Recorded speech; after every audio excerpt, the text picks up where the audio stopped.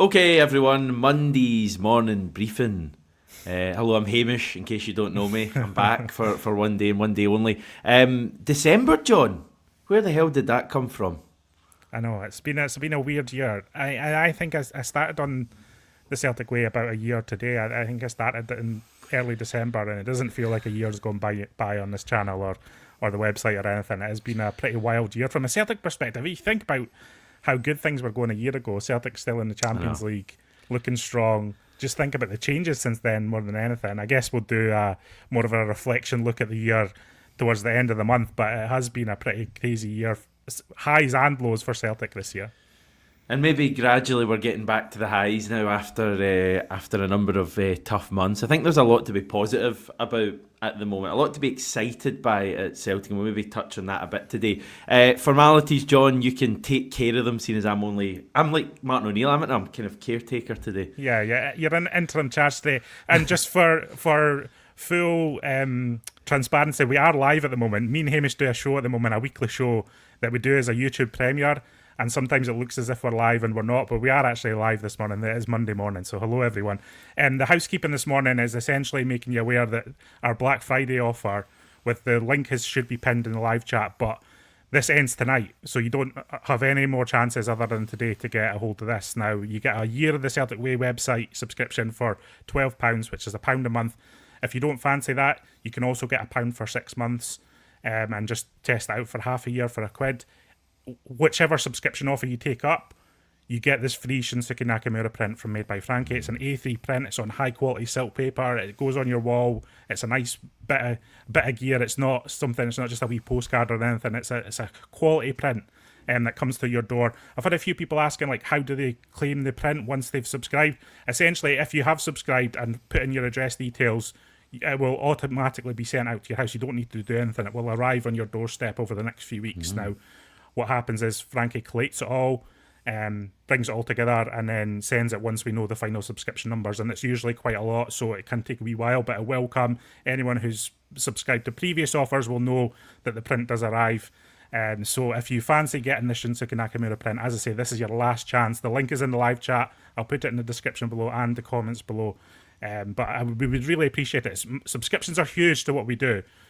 Even the YouTube channel, subscriptions to the website directly impact what we're able to do on the channel as well. So we really appreciate your support. If you watch us every day, which I know many of you do, even if half the amount of people watching this video subscribe to the website for £1 a month, it would be absolutely massive for us as a website and kind of progressing forward into the new year. So if you like what we do, please consider it. You get a lot in return, a lot of exclusive interviews, features, analysis, tactical opinion, insight, news, ad-free, completely ad-free if you're a subscriber to the website, so you don't have to go through all these kind of websites with lots of pop-up ads, etc. Completely ad-free. You get an app as well. It's fantastic, Hamish. I'm trying. I feel like I'm overselling it, but I genuinely believe it's a fantastic offer, fantastic value for what you get. You know, the website alone, but this print on top of it is a great deal. So that's why I'm giving it the hard sell this morning, because I don't want people to miss out on this. This is the last day you can get it. Yeah, I love the written out press conferences that you guys do. That's if I was to pick out one thing in particular that's great, that saves you from having to sit through an entire press conference, you can just kind of scan through what's been said. So that's one wee thing that I'd pick out of the many good things that you do. So yeah, get involved, everyone. And for that Nakamura thing is alone, I mean, Nakamura, probably my favourite ever Celtic player. What a guy. What a guy. And just on the press conference, yeah, you're right. We have every press conference home and away from stadiums across Scotland and Europe. Literally about as soon as we can get it up after Martin O'Neill's spoken. Now, I know Celtic upload press conferences sometimes, but they don't upload every press conference. And when they're away from home and they've been beaten 3-0, sometimes they don't upload it at all. So it's a reliable source to get the press conferences everywhere, win, lose or draw. So I would say that as well. It is reliable in that sense. Okay, get involved, everyone. What was sticking out for what Martin O'Neill said after the game yesterday then, John? Yeah, so what's your take on all this, Hamish? Because I know there's been a fair amount. There was a wee bit of outcry when it came out yesterday that the Martin O'Neill thing continues for longer. Not because of Martin O'Neill, just because it's one of those things where Celtic are drawing things out. Martin O'Neill's semi-embarrassed, I think, yesterday, having to go in front of the media and say, actually, this isn't my last game, because all the media did up in the build-up to Hibs was, this is my last game. And then he has to turn around and go, no, actually, I'm staying for one game longer. So, I mean, he's just in this reflective mood because every single game feels like it might be his last, not just as a Celtic manager, but his last in management in total. So that was kind of his message yesterday again, is that, you know, he was proud of the way the players played yesterday, in the sense that they didn't have a fantastic performance, but they were tiring in the second half, but they managed to grind out the win. And that's his whole mantra, is winning at all costs. So I think he's feeling in a good place at the moment. I think he's delighted with the job that he's done, but it's just this kind of ongoing process of this transition to Wilfried Nancy, which will happen, we still think, at any time in the next few days. Just in case anyone missed it, I think it was in the Sky Sports. They did the thing where they welcomed him into the it's not a studio, but it's like their outdoor kind of thing in the stand or whatever. And he was asked, you know, about the name Wilfried Nancy and if that's who it's likely to be, and he basically confirmed it, didn't he? So that's kind of the first proper thing we've had from someone at Celtic, you know, saying that it's going to be Wilfried Nancy. So first of all, in that, I don't think there's anything to be worried about here. I think there's just some sort of, well, paperwork's the word that's been used, some sort of hold up there. I mean, the chat seems to be that we'd have Wilfried Nancy starting with a pretty big game against Hearts on Sunday. Who knows if that'll be the case? Who knows if it'll be, you know, Roma or even the cup final? We don't know. I think the reality is Nancy's going to be coming in. I think I'm seeing a growing trend of a lot of people watching this feeling like this as well, that Martin O'Neill's doing such a good job that it may be a mistake to kind of change manager and implement a new system while we're going into such, you know, big games and while the team is performing pretty well. And to be honest, like, I get that point. Yeah. Me kind of personally, and I've said this to you, I think, on the weekly show, I want to start this journey under a new manager. I think, you know, Martin O'Neill's absolutely incredible, but he's only an interim manager, and it's hard to, you know, properly kind of go on that journey when, as you say, we really don't know when his final game's going to be. I think Wilfried Nancy can come in and can, you know, get results for us in a similar way to what Martin O'Neill's doing. I'm not saying that's a guarantee, it's clearly not. But I feel pretty comfortable with that happening. But I am noticing a growing trend of people who are saying, right, maybe you allow Martin O'Neill, you know, a couple more games, and then, you know, at some stage you bring Wilfried Nancy in. I guess the issue with that is we're playing 2 games a week for the next 3 or 4 months. So when would you bring him in if not now? I think when you establish a norm of winning and winning big games, then naturally there's going to be a kind of a move towards holding on to that for as long as possible. I understand it. I mean, this is the summary of Martin O'Neill's interim spell. 6 wins from 7. We've scored 18 goals. We've only conceded 6. Celtic are 6 points closer to Hearts than they were when Martin O'Neill came in. Plus, they've got a game in hand. Obviously, they beat Rangers to reach a cup final. They had their first European away win in 4 years. Like, it's natural that there's... And because he has the highest winning percentage of any Celtic manager in history, off the back of his first spell, it's natural that people would think, well, actually, hold on a minute, this is going well, we're winning, why change it? I think the reality of that is that Celtic have already made their decision to move on from Martin O'Neill, and so everything we're getting right now is a bonus off the back of that. Now, I think this interim spell's gone as well as you could have expected, probably better than anyone expected. I don't think... I think this week of away games, St Mirren, Feyenoord and Hibernian always looked tough. I think it would have been a tough week, even when Celtic were playing at their best under Brendan Rodgers, and they've managed to navigate it perfectly. And naturally, people are going to say, look, I want Martin O'Neill here for as long as possible. But as I say, the decision's been made. Celtic are just kind of waiting to push this over the line. As you say, a red tape, I think it was one of the words used yesterday, as you alluded to there. Martin O'Neill confirming that Nancy's here. And listen, Martin, he was asked multiple times yesterday about a long-term stay, about a stay in maybe a different kind of role at Celtic. And he's essentially saying, look, the new guy's coming in, it's up to him. I want everything to be up to him. So I don't think he's ruling out anything, but at the same time, I really do think this will be Martin O'Neill's last week at Celtic, and he gets to kind of walk away into the sunset as this hero who's kind of dug Celtic out of a hole. Because, as I've said on multiple occasions, I think Celtic were in a bit of a hole when Brendan Rodgers walked out that night in the wake of that Dermot Desmond statement. I think there can only be a handful of people who could come in and reset Celtic into having forward momentum again. And Martin O'Neill was one of them, and he's managed to do that, and full credit to him. I love Martin O'Neill. I think I've loved this time. I've loved this interim spell. But I'm with you. You've got to start planning long term. Martin O'Neill is the first to say it. And the first part of that is planning for the January transfer window. And I think you need Wilfried Nancy in the door to get that ball rolling. I mean, by all accounts, he's already identified the profile of player that he wants Celtic to identify to pursue in January. And that's going to be really important for the long-term stability of Celtic. This has been a stable period in the short term, and now you need to find the right man to take it forward into this kind of new era.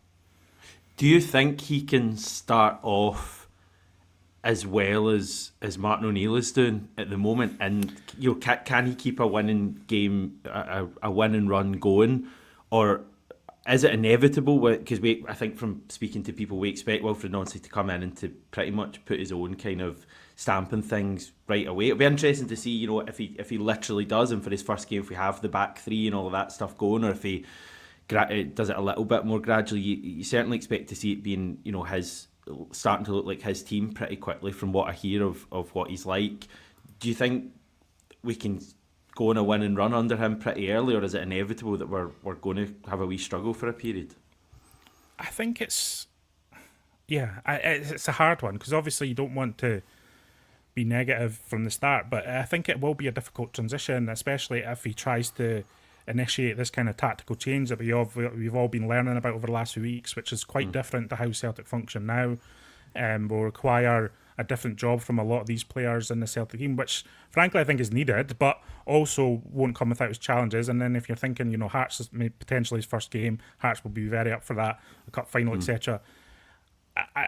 I think the expectation at Celtic is always to win your games, but I think what's important is if it is a bit of a rocky start, I think people just need to keep the head a little bit. I think we saw under Ange when he first came in, and he had a pre-season, that how difficult it can be in those initial stages when you're trying to enact something new and set something new, set a new kind of benchmark for the team to aspire to. And hopefully, I want it to go well from the off, but if it doesn't, hopefully that everyone can just kind of keep perspective on it and understand you're working towards something. I think obviously longer term, if it doesn't work out, then you're kind of. But from the start, these initial periods, it's really about getting to know him, really, isn't it? It's getting to know what he's all about, how he functions, how he sets up the team, for the players as well as supporters. And I think supporters need to keep that in mind. A comment coming in here from Dominic: will Nancy be speaking to Martin O'Neill? Now, Martin O'Neill says he's not spoken to Nancy at all over the last wee while, and says he'll only speak to him, like he's very open to having conversations with him. But Martin O'Neill's pretty old school. He likes managers to have authority, and he doesn't like to presume what they want. So he's, as we know, Martin O'Neill's also very humble. He's not going to impose himself on Wilfried Nancy at all. So I think he said he'll be open to a conversation with Wilfried Nancy, but that will have to come from Wilfried Nancy's end, I think, and kind of meeting in the minds that way. But Martin O'Neill insists he's not spoken a word to this guy. He's kind of looks like he's kind of in his own little bubble at the moment, Martin O'Neill, which I think is good and probably has helped this run of results. But he doesn't seem to be the first guy to go to in terms of updates on Wilfried Nancy at the moment, which is interesting. Just kind of bringing that comment back up, I wonder if the guy that Wilfried Nancy should really speak to is Sean Maloney, someone who has been around Celtic a bit longer than Martin O'Neill in terms of this current team. I'd love to know how much of an input Sean Maloney's had on all this, in terms of clearly in the very early days and probably still to an extent up until like yesterday and this coming midweek. I think Sean Maloney's having a bit of input in the team selection, for example, and various things he's seen. So I think, Wilfried Nancy, I don't know if they've got maybe some mutual kind of contacts. I think they both worked with Thierry Henry, I could be right in saying, and stuff like that. So I don't know if they're aware of each other, but I'd certainly hope that they'd be in touch. I'm also coming round to the thought that if we're looking at this kind of Scottish-based coach or Scottish-based coach that we're talking about being part of Nancy's team, whether Sean Maloney would be that guy. I know he's had that pretty important role, the club say, the player pathway development manager, but it just kind of feels right to me, Sean Maloney being part of that backroom team along with Nancy and Nancy's people that he's worked with in the States. I think Sean Maloney's got something to offer there. I think the players quite like him from kind of various things that I've heard, and I'd like to see him being part of it. Do you have any thoughts on who that member would be if it isn't going to be Maloney? No, I think Maloney's a good shout for this. I think he's done well. I think he's been crucial through this period. Like Martin Neil's kind of said that on multiple occasions. I know he laces it with humour and says, "Oh, I've got to be working with these guys who were my players and they're showing me the ropes, etc." But I think you can see Sean Maloney's been a big part of it. Certainly in that first week when he was trying to communicate to Martin Neil the type of players that are Celtic. And I think actually one of the strengths of Sean Maloney, he's shown how crucial he can be in a transition to get a manager who isn't particularly knowledgeable about the players that are at the club up to speed with their strengths and their weaknesses and what they can offer. And so I would not be against Maloney being involved at all. Now, some people will translate that as board interference and putting their man in place with Nancy's.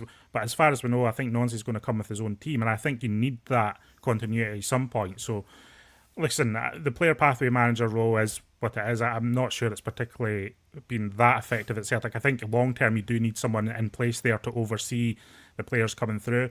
But obviously the kind of priority is the first team, and I think Sean Maloney has shown that he can function at a first team level at Celtic, and I would be hesitant to move on from that.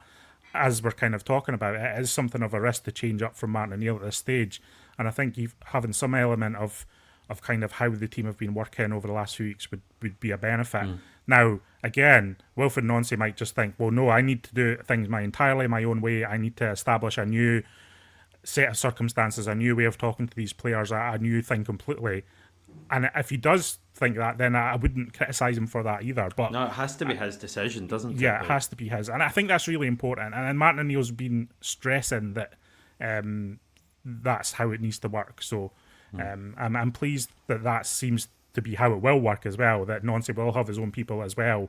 And hopefully if he has the wisdom and the right stuff to be a Celtic manager, he will do things like reach out to people like Martin O'Neill and speak to them and kind of get guidance from people. That's what it's all about as well, isn't it? Yeah.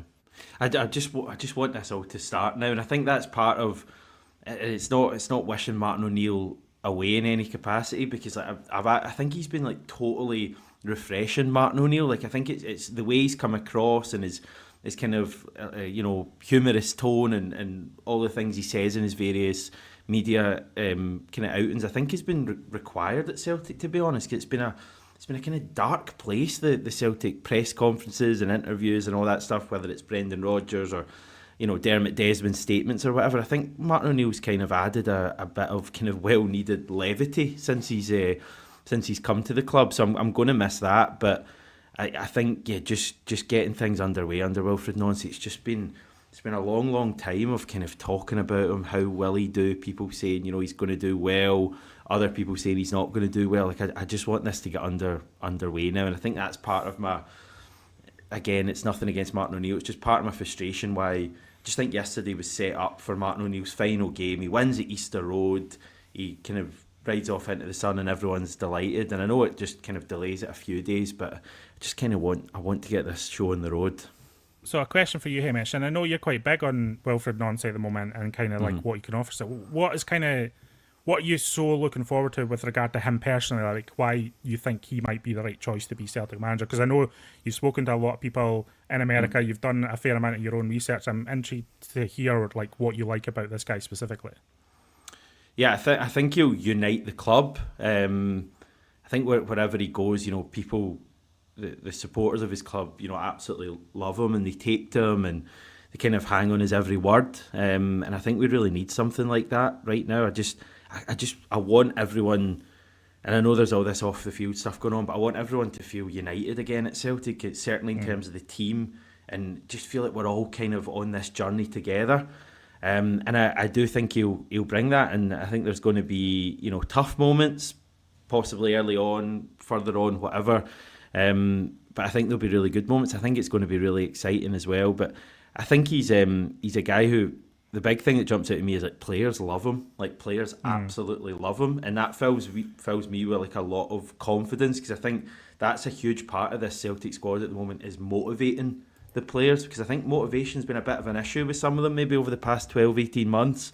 And if we can get someone like Wilfried Nancy coming in, obviously the squad's going to change a fair bit in the coming windows, but if they've got a guy there who the players are willing to run through brick walls for, and the supporters are kind of similar, I just think that's going to be such an exciting period to go through. Have you looked into this thing that people called relationism in kind of the football tactics? Have you read much No, on no. that, Hamish? Because I think this is what Wilfried Nancy's whole tactical outlook is, and his whole way of playing is this concept of relationism, which is, reading an overview here, a football philosophy that emphasises player relationships and real-time adaptation over rigid tactical structures.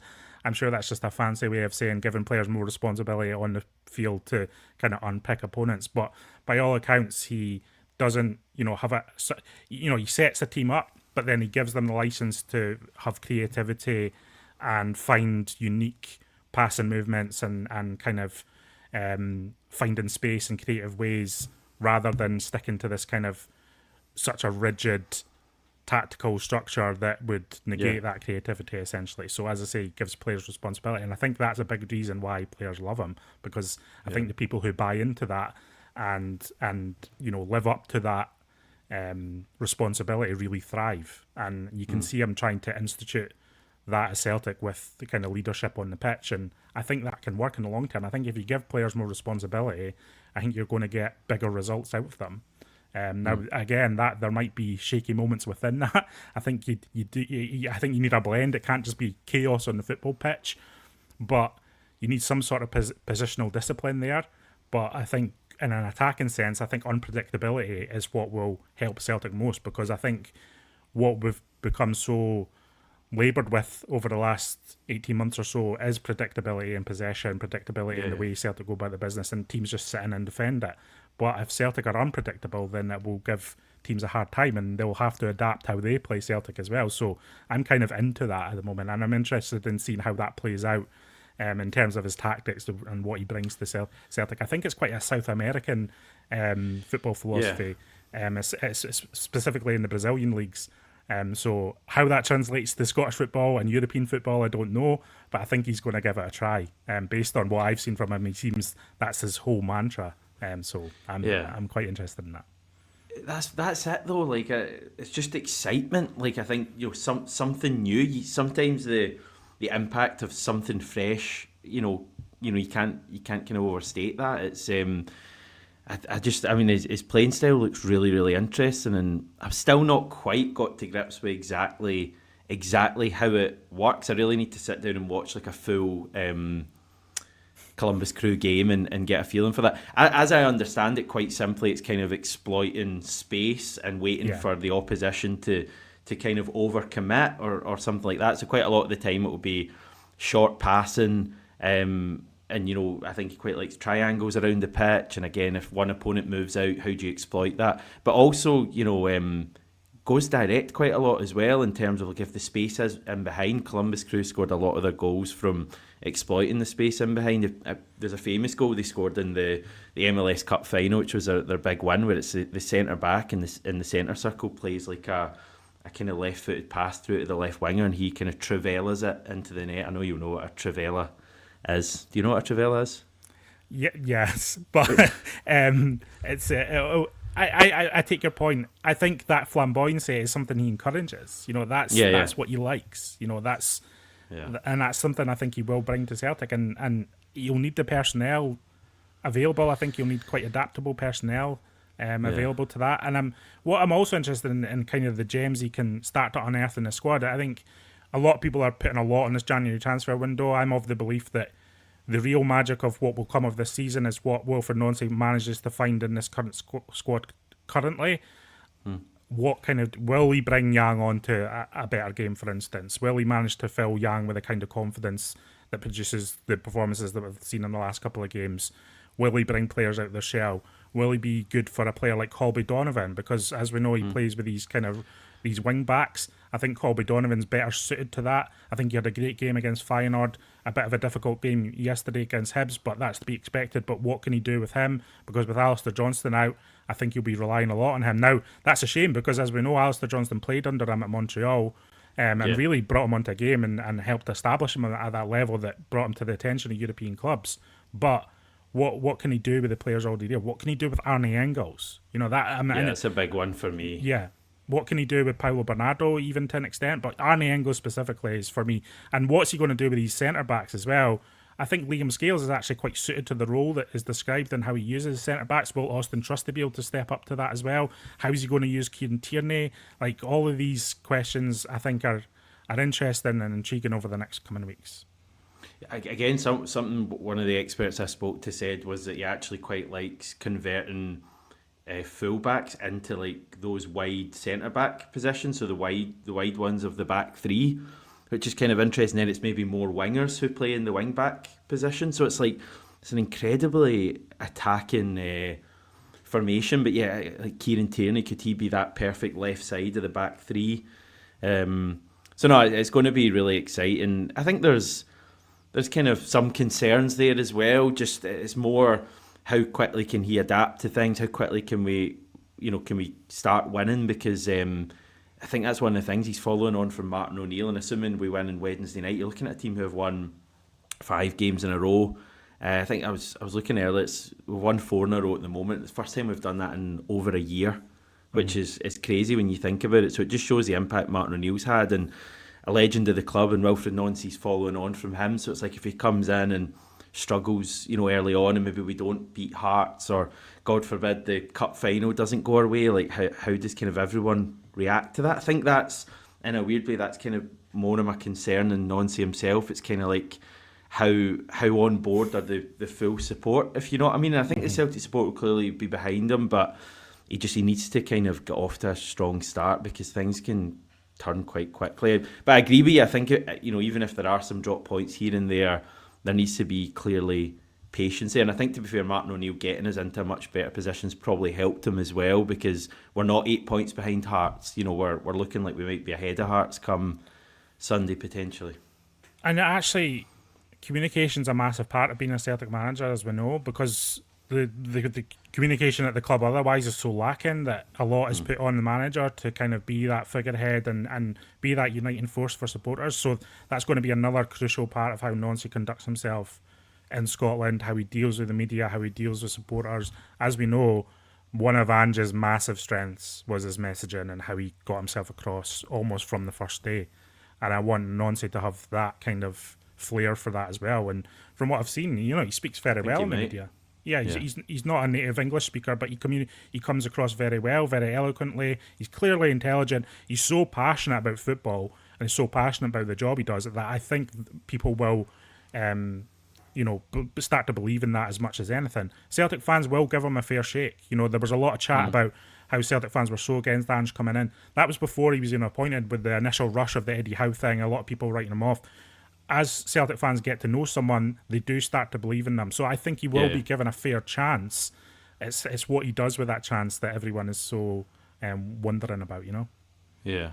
Yeah, I remember Ange's first game, Midtjylland, and he came out half an hour before the game. I think it was only 10,000 there due to COVID, but he got like a standing ovation from the full stadium before we'd even seen a competitive game. So I think you're right. I think any kind of doubters will be on board, and press conferences are great as well, because he, as you say, he's a passionate guy. He comes across well. He's he's a football fan as well. Like, he's kind of quite in tune with what supporters want from Celtic. Interesting. I don't want to go way into this, but interesting how he's going to kind of answer all the stuff that's going on at the club at the moment, because that's clearly going to be put to him. I expect him to kind of distance himself from that and say, I'm just here. I'm here to focus on the football on the pitch. But it's, maybe as time goes on, it might be interesting kind of what road he goes down with that. Well, that has been the challenge, isn't it? Is this kind of conflict between what supporters want in terms of ambition of the club, and certainly really what managers have wanted over time, and then the kind of the fiscal responsibility, as they put it, of the board and how they go about the business. I think in the early days he would do very well, and Martin O'Neill said this last week, he would do very well to just keep out of that situation as much as possible.